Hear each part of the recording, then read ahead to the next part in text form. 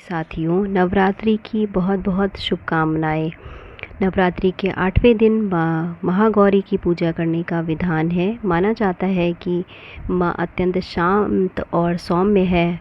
माँ के वस्त्र और आभूषण भी सफ़ेद ही हैं। 4 भुजाओं से सुसज्जित महागौरी का वाहन बैल है। माँ के ऊपर वाले दाएं हाथ में अभय मुद्रा और नीचे वाले हाथ में त्रिशूल है। बाएं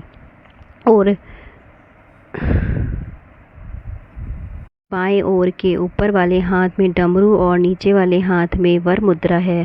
माँ ने कठिन तपस्या करके गौण वर्ण प्राप्त किया था। इन्हें ज्वाला स्वरूप महागौरी, धन ऐश्वर्यदायिनी, चैतन्यमयी त्रैलोक्य पूज्य, मंगला, शारीरिक, मानसिक और सांसारिक ताप का हरण करने वाली माता गौरी का नाम दिया गया। नवरात्रि के 8वें दिन को महाअष्टमी भी कहा जाता है। इस दिन कन्या पूजन करने से शुभ फलों की प्राप्ति होती है।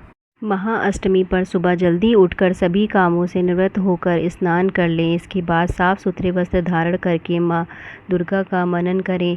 अब सबसे पहले कलश की पूजा करें, फिर माँ दुर्गा की पूजा आरंभ करें। सबसे पहले जल से आचमन करें। इसके बाद पीले रंग के फूल, माला, सिंदूर, कुमकुम, अक्षत चढ़ा लें।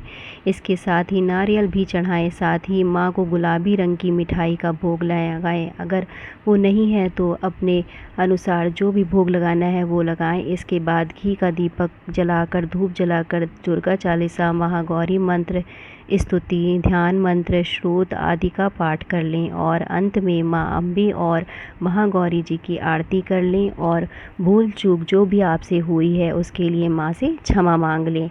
माँ की कहानी मतलब कथा भी पढ़ें। पौराणिक कथा के अनुसार माता के इस स्वरूप को लेकर बताया गया है कि काल रात्रि के रूप में सभी राक्षसों का वध करने के बाद भगवान भोलेनाथ ने देवी माँ को काली कहकर चिढ़ाया था। इससे माता ने उत्तेजित होकर अपनी त्वचा को पाने के लिए कई दिनों तक ब्रह्म जी की कड़ी तपस्या की। ब्रह्मा जी ने तपस्या से प्रसन्न होकर माता पार्वती को साक्षात दर्शन दिया और हिमालय के मानसरोवर में स्नान करने के लिए कहा। ब्रह्मा जी की सलाह पर माँ पार्वती ने मानसरोवर में स्नान किया। स्नान करते ही माता का शरीर दूध की तरह सफ़ेद हो गया। देवी माता के इस स्वरूप को महागौरी कहा गया। दूसरी कथा यह कहती है कि भगवान शिव को पति के रूप में पाने के लिए माँ पार्वती ने कठिन तपस्या की थी। हजारों वर्षों तक माता ने अन्य जल ग्रहण नहीं किया था, जिससे माता का शरीर काला पड़ गया था। माता की तपस्या से प्रसन्न होकर भोलेनाथ ने उन्हें स्वीकार किया और माता के शरीर को गंगा जल से धोकर अत्यंत कांतिमय बना दिया। इसके बाद माता का स्वरूप गौरवपूर्ण हो गया, जिसके बाद माता पार्वती के इस स्वरूप को महागौरी कहा गया। माता के इस स्वरूप की विधिवत पूजा करने से सौंदर्य की प्राप्ति होती है तथा घर में सुख समृद्धि का वास होता है। संबंधित एक अन्य कथा भी प्रचलित है। इसके अनुसार एक सिंह काफ़ी भूखा था। वह भोजन की तलाश में यहाँ पहुँचा जहाँ देवी माता तपस्या कर रही थीं। देवी को देखकर सिंह की भूख बढ़ गई, लेकिन वह देवी के तपस्या से उठने का इंतज़ार करते हुए वहीं बैठ गया। इस इंतज़ार में वह काफ़ी कमज़ोर हो गया। देवी जब तप से उठी तो सिंह की दशा देखकर उन्हें उस पर बहुत दया आई और तब माँ ने उसे अपना वाहन बना लिया। इस तरह देवी गौरी का वाहन बैल और सिंह दोनों ही हैं।